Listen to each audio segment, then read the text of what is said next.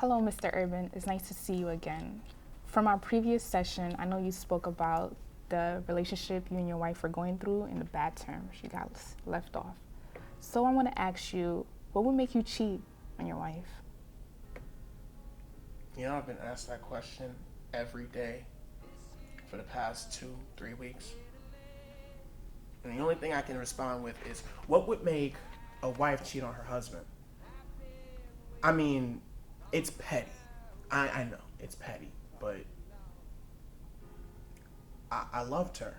And finding out that more than once she was with somebody else,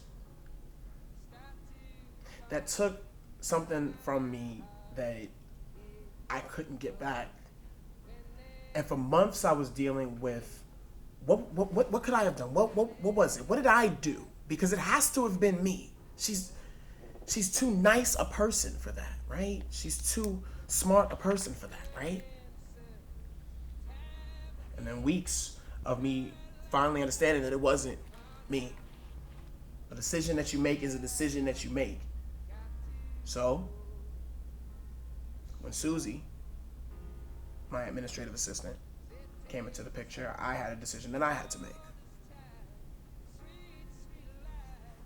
I had to take it off and spend time with Susie, or keep it on and spend many a night alone. So why? You figure it out.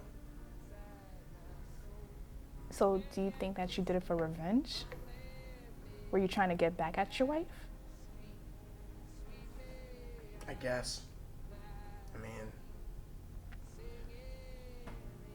what else could it be?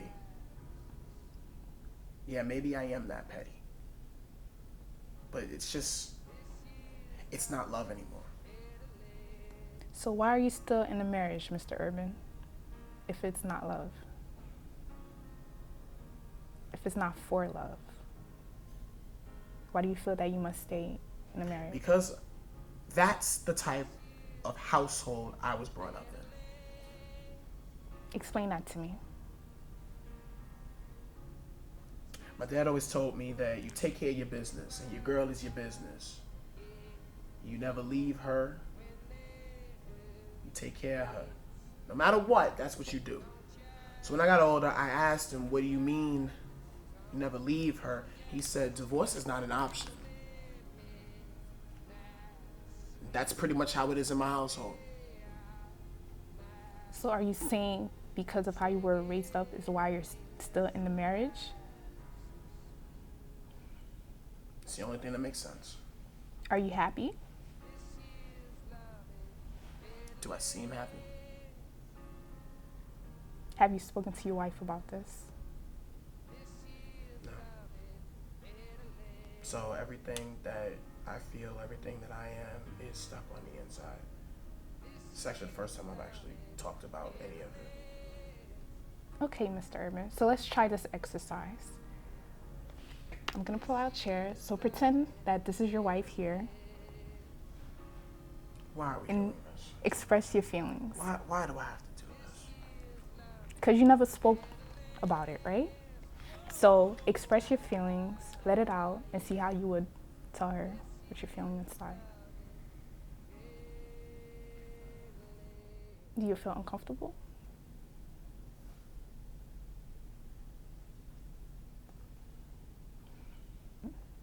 I felt uncomfortable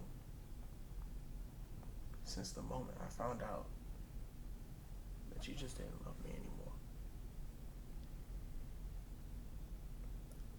I felt uncomfortable every single night I've been in the guest room because I just couldn't take being with you. I felt uncomfortable since the very moment I felt like it was okay because of what you did to me to take off my wedding band, to forget my vows, to forget you, to try and be something that I'm not. Every night that I was with Susie, I imagined that I was with you, but not who you are now. I imagined that I was with the woman that I first met, the woman that I first loved.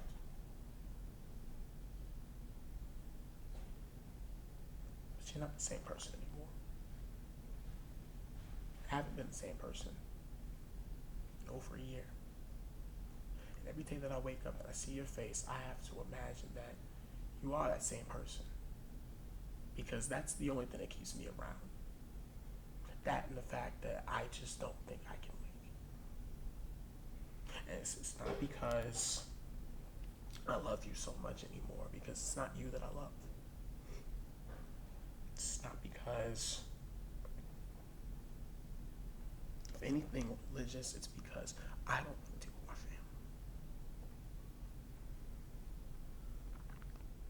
family. I know that was hard to do, Mr. Urban. Are you doing all right? Are you feeling fine. okay? I'm fine.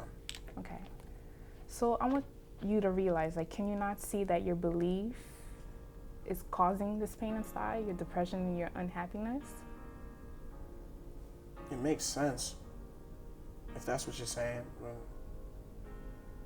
The question is, how am I supposed to deal with, like, right now I know I've got the option of staying with her and dealing with this every day for as long as I stay with her and deal with this, or just leaving, and then I have to deal with everything else around me. How am I supposed to get past that? That's my question. And I don't know, I don't even know if that's really the right way to go.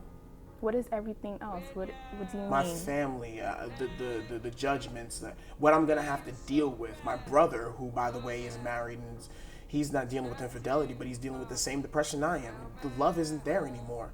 We don't get divorced. Not in my household. So would you rather satisfy with your family standard rather to be happy? Is that what you're saying? Sounds like it. Have you spoken to your family about this? No. And what do you think they would say if they were to find out? That I was thinking this way? Yes. My dad would probably disown me. To go that far and disown you? Especially when I've seen that he dealt with the same thing. My family doesn't do well with marriages. Because I haven't met a single person in my lineage that has a happy marriage. Do you see your family often, Mr. Urban? Not really. Do you want to be happy, Mr. Urban? Who doesn't? So do you feel like if you left your wife and were to move to a different place, would you be happy? I think you're asking me to do something that I don't know I'm prepared to do. I don't know if I can do that. Okay, so I'm gonna give you a homework assignment. I'm gonna have you go home tonight, speak to your wife, and see how she feels. Express your feelings just like you did with the exercise earlier. Talk to her and make a decision together whether if you guys would prefer to separate, give each other time to figure out what is best for you, or go for a divorce. Does that sound okay? Like to go home and talk to your wife and see her point? Look, I've tried everything else already, so I don't think I really have an option here. Okay, Mr. Urban. In our next session, I would like you to tell me how that went about, okay?